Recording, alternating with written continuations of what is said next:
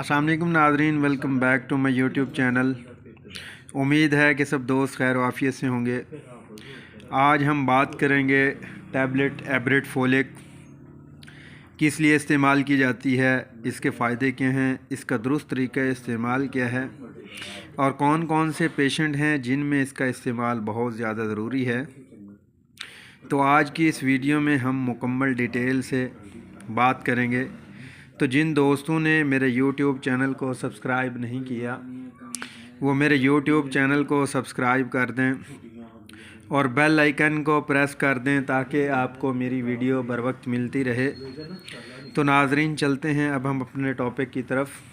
Tablet एब्रेट folic की बात करें तो ये एब्रेट फार्मा की प्रोडक्ट है।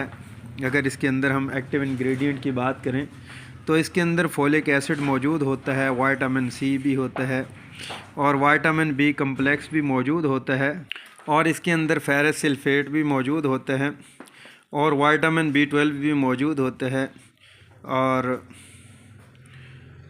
कैल्शियम पेंटोथायोनेट भी मौजूद होता है और विटामिन B1 और विटामिन B2, विटामिन B6 ये इसके अंदर ऑल इंग्रेडिएंट्स मौजूद होती हैं जो कि हमारे जिस्म में कमज़ोरी जब हो जाती है या वीकनेस हो जाती है या आयरन डेफिशिएंसी होती है जिसकी वजह से जिस्म में दर्दें रहती हैं, वीकनेस रहती है और इसके अलावा आयरन डेफिशिएंसी हो जाती है। आयरन डेफिशिएंसी में भी आप इसका इस्तेमाल कर सकते हैं और प्रेगनेंसी में भी ये सेफ़ है। प्रेगनेंसी में भी आप इसका इस्तेमाल कर सकते हैं और जिनमें कमज़ोरी है, असाबी कमज़ोरी है, पट्ठों कमज़ोरी है या हाथ पाँव का सुन होना, जिनके हाथ या पाँव सुन रहते हैं, जैसा कि मौसम की चेंजिंग में सर्दियों में अमूमन जो डायबिटिक हैं या दूसरे पेशेंट हैं, तो आप इन किस्म के मसाइल में इस्तेमाल कर सकते हैं।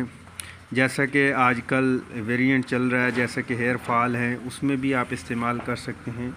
मल्टी विटामिन है, ताकत के लिए अच्छी मेडिसिन है और इसके अलावा पोस्ट ऑपरेट के बाद भी डॉक्टर हजरात आपने देखा होगा कि रिकमेंड करते हैं आफ्टर सर्जरी इसको इस्तेमाल करवाते हैं ताकि वाउंड जो है जल्दी से हील हो जाए। इसी तरह गायनेकोलॉजिस्ट हैं तो प्रेगनेंसी में औरतों को रिकमेंडेशन करती हैं हमल के दौरान ताकि माएँ इसका इस्तेमाल कर सकें और जो माएँ दूध पिलाती हैं उनमें भी इसका इस्तेमाल करवाया जाता है ताकि उनको असाबी कमज़ोरी, पट्ठों की कमज़ोरी ना हो।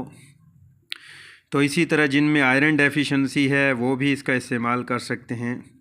बहुत ही ज़बरदस्त है।